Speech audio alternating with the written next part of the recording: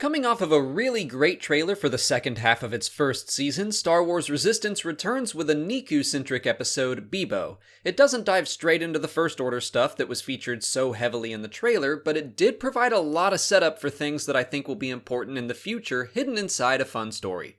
Sonara pulls some Z-95 parts out of the ocean, and Kaz points out that it's a clone starfighter from Reaper Squadron, so I guess the Clone Wars came to Castellon way back in the day.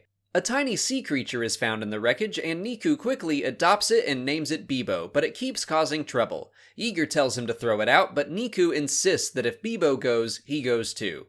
Meanwhile, Sonara and the pirates learn that Kaz may be a part of the Resistance, so she takes him on a salvaging run to dig for more information. She gets close to the truth, but they're interrupted by a massive creature heading for the platform, so they hurry back. Kaz joins the ace pilots in defending the station until Neeku realizes it's Bibo's mother, and so he returns his pet to its rightful home. On the surface, it sounds like a really inconsequential episode, but I think there are a lot of elements in here that'll come back as the season progresses. Most obviously, Sonara is closing in on Kaz's true identity if she doesn't know it already. What's more is she learns about the station's pirate alarm, and in all the commotion she's able to alter its wiring. It isn't clear what she's changed exactly, but I'm sure we'll find out in the next pirate attack. Kaz gains the attention of Captain Doza as a good pilot. He joins the fight without being asked, and saves Griff's life with some fancy flying. I think we could see a promotion in his very near future, which is great. Kaz shines in the cockpit, and I want to see him excel and be impressive more often. I was surprised to see the kids from Tahar appear during the search for Bibo, but Tam learns of their existence. She doesn't know why they're on the station, but I think this'll be important later. In the trailer, we can see the First Order arrest Tam, and I'm starting to think she'll be mistaken as the Resistance spy. Her knowledge of where the children are hiding could play into that. I'm guessing Commander Pyre will realize they aren't dead after all once the First Order occupies the platform. We also get a hint as to why the kids are so important. The young girl, Ayla, is shown to have dreams that come true, which to me screams Force sensitivity. She has premonitions of Bibo's mother's attack and claims the little creature is a sign of things to come.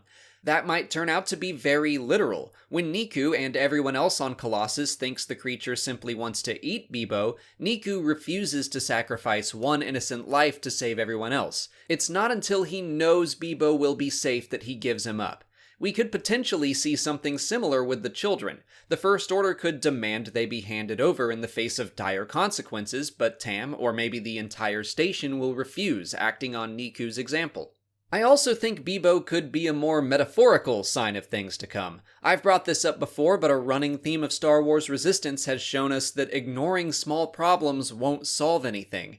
Every time we see the First Order, the station treats them as this quirky but harmless group that still follows the ways of that old fascist government that used to rule the galaxy. Of course that's not true, and they're about to take control of the station, blow up the New Republic, and then attack the whole galaxy. If the New Republic had considered their existence a threat from the start, things might have played out a lot differently. I see Bibo as an extension of that theme, a small, troublesome, but ultimately harmless creature that brings much bigger problems and will eventually grow into a bigger problem itself.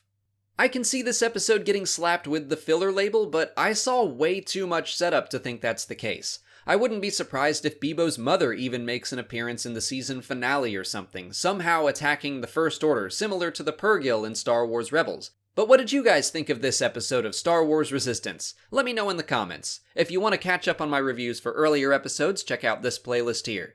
If you haven't already, please like this video, subscribe to the channel, follow us on Twitter, Instagram, and Facebook, and consider checking out our Patreon page. As always, thanks for watching, and may the Force be with you.